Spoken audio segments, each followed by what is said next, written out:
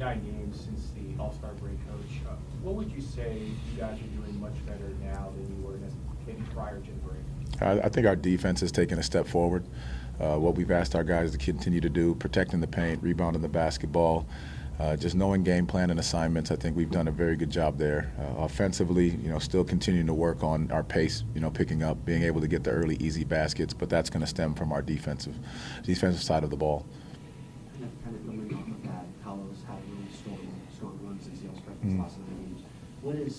What is his focus been different, or how have you tried to kind of channel him to help him have this kind of breakout? Yeah, no, we spoke about it before, and just his ability to, since the break, being able to take on those best player assignments defensively, taking on that challenge. I think that's given him, a different level where he's taking his game to, and then offensively, just continuing to attack, being aggressive, getting downhill, looking for early, easy baskets, and that's part of the playing fast is just, finding the advantage early and then keeping it. Coach, it's interesting. His numbers actually in this series have been down, though, when you compare his numbers to other opponents. Have you seen anything with what Milwaukee has been able to do?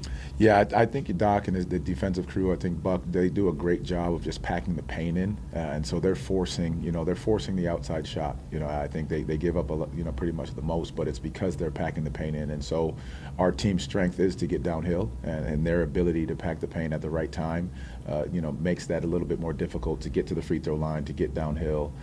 But that's why we talk about being able to play with a little bit more pace, so allowing our stops to get out and get easy runs instead of playing against a set half-court defense. Fowler was talking yesterday about how he's making a more concerted effort to crash the offensive glass. How much of an emphasis is that for you, but not just him, but the entire team? I think it's big.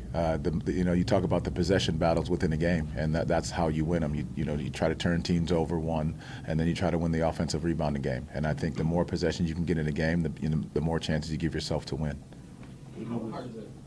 How hard has it been to win the possession battle this year? It feels like every coach in the league has decided that we're going to do it. We're going to put all of our resources towards doing it. Yeah, I think there's a will and a want. You can talk about it and show it on film all day long, and it just comes down to who wants it more. I think that's just the big key. It's just like defensive rebounding. How much can you keep a guy off the glass by boxing out and then you finishing the possession? So there's technique to it and the right way to do it, but then the other side of it is it takes effort, it takes energy, and a want to do it, on a nightly basis.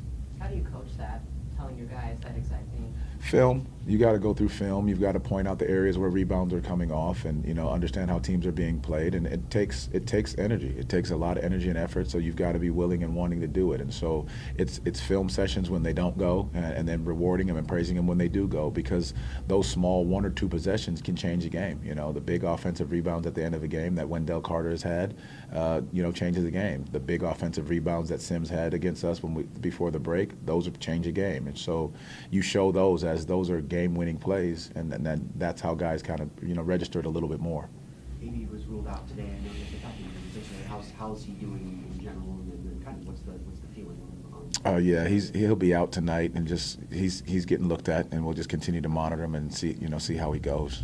But then Jace yesterday was ruled out with back spasms, was ruled out again today. How did that pop up, or kind of what's the kind of wear and tear from the season? A lot of some of it's wear and tear. Some of it's travel, and just being able to keep taking a look at him and see where it is. But he's gotten a little bit better, but not to the point where he can go tonight. Thank you. Thank you. I appreciate it.